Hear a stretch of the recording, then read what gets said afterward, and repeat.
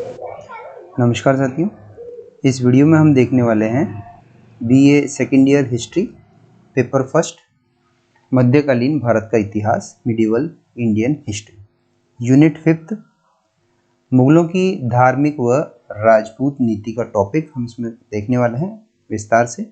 और इसके तहत हम मुख्य रूप से अकबर और औरंगजेब की धार्मिक नीति और राजपूत नीति को देखेंगे।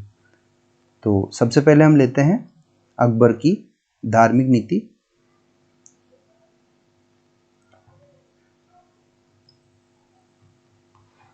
अकबर भारत का प्रथम मुसलमान शासक था जिसने अपनी समस्त प्रजा के साथ धार्मिक उदारता और सहिष्णुता की नीति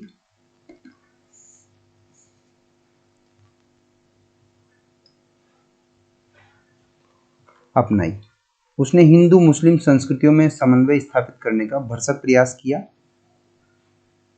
और इस कार्य में उसे काफी सफलता मिली। अकबर की धार्मिक नीति को प्रभावित करने वाले तत्वों की बात करें तो सबसे पहले बात करते हैं परिवारजनों का प्रभाव।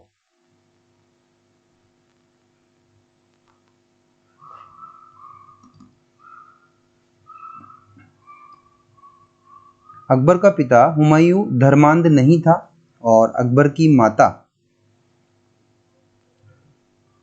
हमीदा बानू बेगम भी उदार विचारों वाली महिला थी।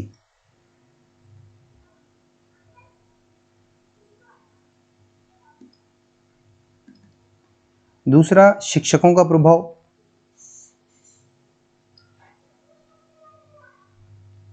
अकबर का संरक्षक बैरम खान शिया मुसलमान था। अकबर का शिक्षक अब्दुल लतीफ भी बड़े उदार विचारों का व्यक्ति था। अब्दुल लतीफ ने ही अकबर को सुलह कुल का पाठ पढ़ाया था। सुलह कुल मतलब सार्वजनिक शांति का पाठ पढ़ाया था, जिसे अकबर ने कभी नहीं भुलाया। अब्दुल लतीफ तो अकबर का संरक्षक था बैरम खान, ये शिया मुसलमान था, और अकबर का शिक्षक था अब्दुल लतीफ। तीसरा, सूफी विद्वानों का प्रभाव। अकबर के दरबार में अनेक सूफी विद्वान थे जिनमें शेख मुबारक, अबुल फजल और फैजी, ये नागौर के थे। अबुल फजल भी और शेख मुबारक इनका पिता था, अबुल फजल का, और फैजी का, ये नवरत्नों में शामिल थे। अकबर इन सूफी विद्वानों के उदार विचारों से बड़ा प्रभावित हुआ। भक्ति आंदोलन का प्रभाव। अकबर के विचारों पर तत्कालीन भक्ति आंदोलन का भी प्रभाव पड़ा। भक्ति आंदोलन के संतों ने धार्मिक कट्टरता का विरोध किया और धार्मिक उदारता और सहिष्णुता पर बल दिया। हिंदू अधिकारियों का प्रभाव। अकबर के दरबार, प्रशासन और सेना में अनेक हिंदू अधिकारी और सेना नायक थे। इनके संपर्क में आने से अकबर हिंदू धर्म की उदार प्रवृत्तियों से प्रभावित हुआ। हिंदू रानियों का प्रभाव। अकबर ने अनेक राजपूत राजकुमारियों से विवाह किया था, अतः अकबर पर हिंदू रानियों के धार्मिक विचारों का प्रभाव पड़ा। अकबर की दूरदर्शिता। अकबर एक दूरदर्शी व्यक्ति था। उसने यह अनुभव कर लिया था कि भारत के बहुसंख्यक हिंदुओं की सद्भावना और सहयोग प्राप्त किए बिना मुगल साम्राज्य को दृढ़तापूर्वक जमाए रखना संभव नहीं था। अतः अकबर ने हिंदुओं के प्रति धार्मिक उदारता और सहिष्णुता की नीति अपनाने का निश्चय कर लिया। अकबर की सत्य को खोजने की प्रवृत्ति। अकबर सत्य का खोजी था। वह धर्म के वास्तविक स्वरूप को जानने के लिए उत्सुक रहता था। वह सभी धर्मों के सत्य तत्वों को जानना चाहता था। और उसके अलावा फिर इबादत खाने का निर्माण, तो 1575 में अकबर ने फतेहपुर सीकरी में इबादत खाने का निर्माण करवाया और वहां इस्लाम, हिंदू, जैन, ईसाई, पारसी आदि धर्मों के आचार्यों और संतों को अपने धार्मिक सिद्धांतों की व्याख्या करने के लिए आमंत्रित किया। प्रारंभ में अकबर ने इस्लाम धर्म के प्रमुख विद्वानों, उलेमाओं को आमंत्रित किया, परंतु इस्लाम धर्म के आदर्शों और सिद्धांतों को लेकर इन विद्वानों और उलेमाओं में तीव्र मतभेद था। अकबर ने हिंदू धर्म के विद्वान आचार्य पुरुषोत्तम तथा देवी, ये हिंदू धर्म के विद्वान थे जिनसे ये विचार विमर्श करता था। पुरुषोत्तम और देवी दोनों पुरुष थे। जैन आचार्य हरि विजय सूरी, विजयसेन सूरी और जिन चंद्र से तथा पारसी धर्म के विद्वान मेहरजी राणा से विचार विमर्श किया। इन सब धार्मिक वाद विवादों से अकबर इस परिणाम पर पहुंचा कि सभी धर्मों में अच्छी और सत्य बातें हैं। उसके बाद बात करें तो धार्मिक नीति के अंतर्गत अकबर ने क्या क्या कार्य किए। अकबर के कार्य। तो सबसे पहले है धार्मिक स्वतंत्रता प्रदान करना। अकबर ने सभी धर्मों के लोगों को पूर्ण धार्मिक स्वतंत्रता प्रदान की। उसने हिंदुओं को पूजा पाठ करने, अपने धार्मिक रीति रिवाजों के पालन करने और अपने धार्मिक विश्वासों के अनुसार जीवन यापन करने की स्वतंत्रता प्रदान की। हिंदुओं को मंदिर निर्माण करने की भी स्वतंत्रता प्रदान की। दूसरा, हिंदुओं को युद्ध बंदियों को बलपूर्वक मुसलमान बनाने का विरोध किया। 1562 में अकबर ने एक आदेश जारी किया जिसके अनुसार युद्ध बंदियों को जबरदस्ती मुसलमान बनाना निषिद्ध कर दिया गया। तीर्थ यात्रा कर की समाप्ति। 1563 में अकबर ने तीर्थ यात्रा कर समाप्त कर दिया। 1563 जजिया कर की समाप्ति। 1564 में अकबर ने जजिया कर को भी समाप्त कर दिया। इससे हिंदू मुस्लिम दोनों वर्गों के लोगों को समान नागरिकता प्राप्त हो गई। ऐसा इतिहासकारों द्वारा ऐसा कहा जाता है कि 1562 में जब राजा भारमल, आमेर के कछवाहा शासक भारमल ने अपनी पुत्री हरकाबाई का विवाह अकबर के साथ किया, तो उसके प्रभाव में आकर के और अकबर ने ये तीर्थ यात्रा कर, जजिया कर, इन सबको समाप्त कर दिया। राजकीय पदों पर हिंदुओं की नियुक्ति। अकबर ने सैनिक और असैनिक सेवाओं में हिंदुओं को भी नियुक्त किया। हिंदुओं को उनकी योग्यता अनुसार उच्च पदों पर भी नियुक्त किया गया। अकबर के शासनकाल में 4 हिंदू गवर्नर नियुक्त हुए। 1594-95 में नियुक्त किए गए 12 प्रांतीय दीवानों में से 8 प्रांतीय दीवान हिंदू थे। हिंदुओं के रीति रिवाजों का सम्मान। अकबर ने हिंदुओं की भावना का आदर करते हुए गौ हत्या पर प्रतिबंध लगा दिया। उसने हिंदू राजाओं की भांति झरों का दर्शन तथा तुलादान की प्रथाएं शुरू की। वह हिंदुओं के उत्सवों और त्योहारों जैसे रक्षाबंधन, दशहरा, दीपावली आदि में उत्साहपूर्वक भाग लिया करता था। सांस्कृतिक संपर्क को प्रोत्साहन। अकबर ने सांस्कृतिक और साहित्यिक क्षेत्र में हिंदुओं और मुसलमानों को एक दूसरे के निकट लाने का प्रयास किया। उसने मिले जुले विद्यालय स्थापित किए जहां हिंदू और मुसलमान दोनों वर्गों के विद्यार्थी शिक्षा प्राप्त कर सकते थे। अथर्ववेद, रामायण, महाभारत आदि ग्रंथों का फारसी में अनुवाद किया। दीन ए इलाही। 1575 में अकबर ने फतेहपुर सीकरी में इबादत खाने का निर्माण करवाया। यहाँ उसने इस्लाम, हिंदू, जैन, पारसी आदि धर्मों के विद्वानों और आचार्यों को भी आमंत्रित किया। इन सभी धर्मों के विद्वानों के विचार सुनने के बाद अकबर इस निष्कर्ष पर पहुंचा कि इन सभी धर्मों में सच्चाई का अंश मौजूद है। अतः उसने सभी धर्मों की अच्छाइयों और विशेषताओं को सम्मिलित कर एक नवीन धर्म स्थापित करने का निश्चय कर लिया। सबसे पहले 22 जून 1579 22 जून 1579 इबादत खाने का निर्माण 1575 में करा इसने। तो सबसे पहले 22 जून 1579 को अकबर ने मुख्य इमाम के पद को ग्रहण करने के लिए तथा उलेमाओं के प्रभाव को समाप्त करने के लिए अपने नाम का खुतबा पढ़वाया और 2 सितंबर 1579 को अकबर ने मजहर नामक लेख घोषित किया। मजहर की घोषणा 2 सितंबर 1579, जिसके अनुसार उसने स्वयं को मुस्लिम कानूनों का मुख्य व्याख्याकर्ता और निर्णायक घोषित कर दिया। उसने इस्लाम की व्याख्या करने और निर्णय देने की सर्वोच्च शक्ति अपने हाथ में ले दी। कहीं पर भी अगर इस्लाम संबंधित कोई बात विवादास्पद होती तो अकबर का निर्णय ही अंतिम माना जाता था इसके अनुसार। तो 1582 में अकबर ने दीन इलाही नामक एक नवीन धर्म स्थापित किया। तो इबादत खाना की स्थापना तो की इसने 1575 में, फिर मजहर की घोषणा की इसने 1579 में और फिर 1582 में इसने दीन इलाही नामक एक नया धर्म स्थापित किया। इसमें सभी धर्मों की अच्छाइयाँ और विशेषताएं थी तथा इसका उद्देश्य विभिन्न धर्मों के लोगों को एक दूसरे के निकट लाना था। दीन इलाही की समीक्षा की बात करें तो डॉक्टर V.A. स्मिथ ने दीन इलाही की आलोचना करते हुए लिखा है कि दीन इलाही अकबर की बुद्धिमानी का नहीं अपितु उसकी मूर्खता का प्रतीक था। ये डॉक्टर V.A. स्मिथ कहते हैं।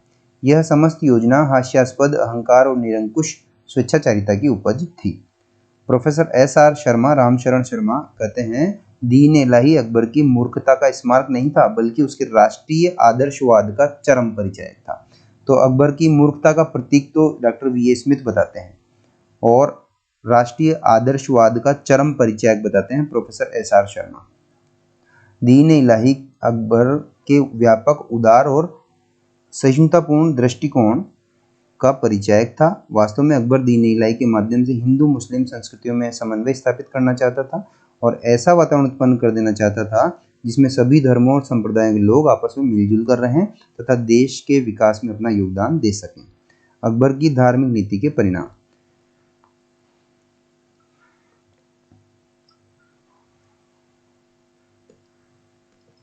तो अकबर की धार्मिक नीति के परिणाम में पहला था मुगल साम्राज्य का दृढ़तापूर्वक स्थापित होना। इस नीति से अकबर को भारत के करोड़ों हिंदुओं की सहानुभूति और सद्भावना प्राप्त हो गई, जिसके फलस्वरूप भारत में मुगल साम्राज्य दृढ़तापूर्वक स्थापित हो गया। साम्राज्य में शांति और व्यवस्था स्थापित होना। हिंदुओं में मुगलों का विरोध करना समाप्त कर दिया हिंदुओं ने, और जिसके फलस्वरूप संपूर्ण साम्राज्य में शांति और व्यवस्था स्थापित हो गई। मुगल साम्राज्य का विस्तार। अकबर को अनेक उच्च कोटि के हिंदू सेनापतियों और योद्धाओं की सेवाएं प्राप्त थी, जिन्होंने मुगल साम्राज्य के विस्तार में महत्वपूर्ण योगदान दिया।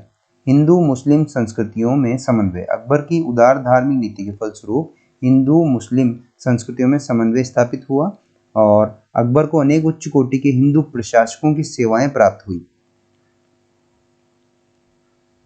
जिन्होंने प्रशासनिक उन्नति में महत्वपूर्ण योगदान दिया। साम्राज्य में शांति और व्यवस्था स्थापित होने से सामाजिक, धार्मिक, आर्थिक, सांस्कृतिक और राजनीतिक सभी क्षेत्रों में महत्वपूर्ण उन्नति हुई और विद्रोहियों और प्रतिद्वंदियों का दमन किया।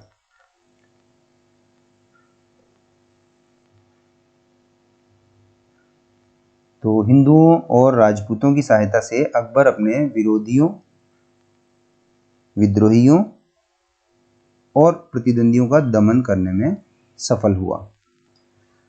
अब हम बात करें अकबर की राजपूत नीति की। तो अकबर एक प्रतिभाशाली और दूरदर्शी शासक था। वह भारत का प्रथम मुस्लिम शासक था जिसने राजपूतों के प्रति उदारता और मित्रता की नीति अपनाई। तो क्वेश्चन पूछा जा सकता है, अकबर की राजपूत नीति का आलोचनात्मक विवरण दीजिए और उसके क्या परिणाम हुए। इसके पहले हमने इस वीडियो में अकबर की धार्मिक नीति को विस्तार से देखा था। Doctor A.L. श्रीवास्तव, डॉक्टर आशीर्वादी लाल श्रीवास्तव कहते हैं कि राजपूतों के प्रति अकबर का व्यवहार किसी अविचारशील भावना का परिणाम नहीं था और न ही राजपूतों की धीरता, वीरता, स्वदेश भक्ति और उदारता के प्रति सम्मान का ही परिणाम था। उसका यह व्यवहार एक सुनिर्धारित नीति का परिणाम था और यह नीति स्वलाभ, अपने फायदे, योग्यता की स्वीकृति और न्याय नीति के सिद्धांतों पर आधारित थी। तो अकबर की उदार राजपूत नीति के लिए क्या कारण उत्तरदायी थे उनको हम देखते हैं। तो सबसे पहले तो हिंदू प्रधान भारत, हिंदू प्रधान भारत राजपूत नीति का कारण। राजपूत हिंदुओं के राजनीतिक और सैनिक नेता थे। अकबर ने यह अनुभव कर लिया था कि हिंदू प्रधान भारत में राजपूतों को शत्रु बनाकर स्थायी रूप से शासन करना अथवा सफलतापूर्वक शासन करना संभव नहीं था।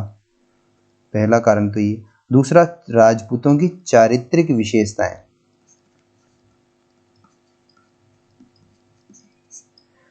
अकबर यह भली भांति जानता था कि राजपूत वीर, साहसी और पराक्रमी योद्धा होते हैं। अतः अकबर ऐसे शूरवीर तथा पराक्रमी राजपूत जाति का सहयोग प्राप्त करके मुगल साम्राज्य को सुदृढ़ बनाना चाहता था, मजबूत बनाना चाहता था। तीसरा है मुस्लिम सरदारों का विद्रोह।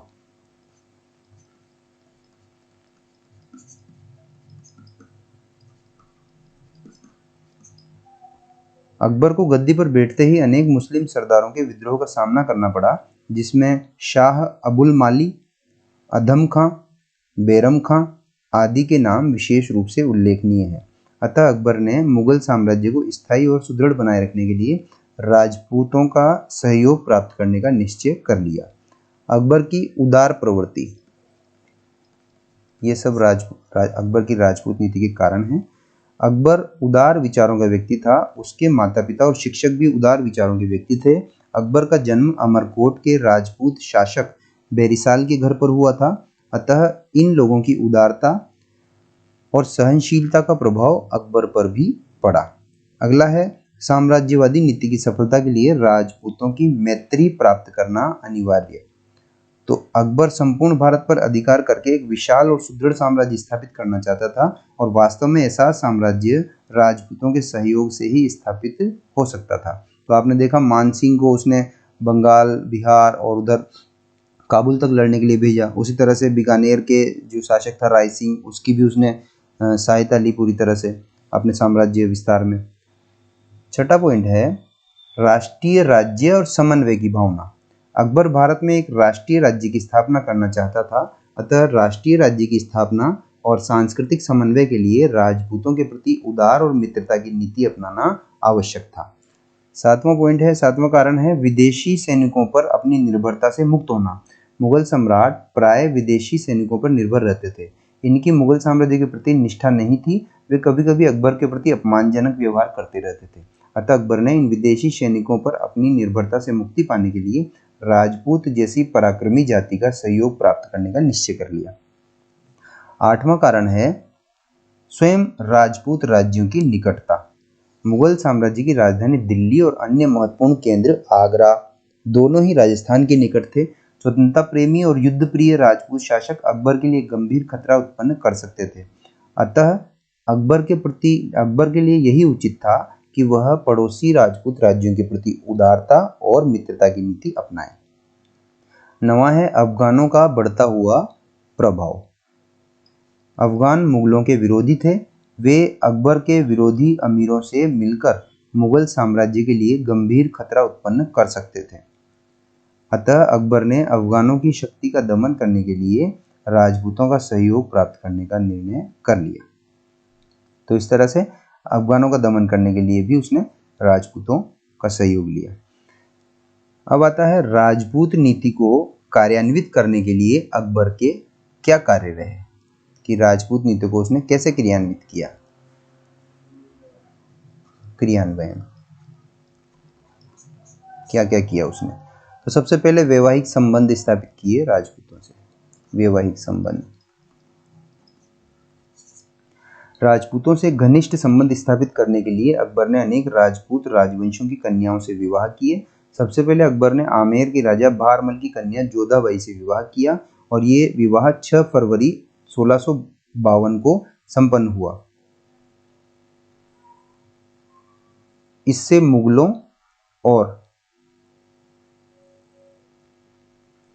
ये 1652 नहीं है, 1562 है, ठीक है, 1562, 6 फरवरी 1562 को ये संपन्न हुआ।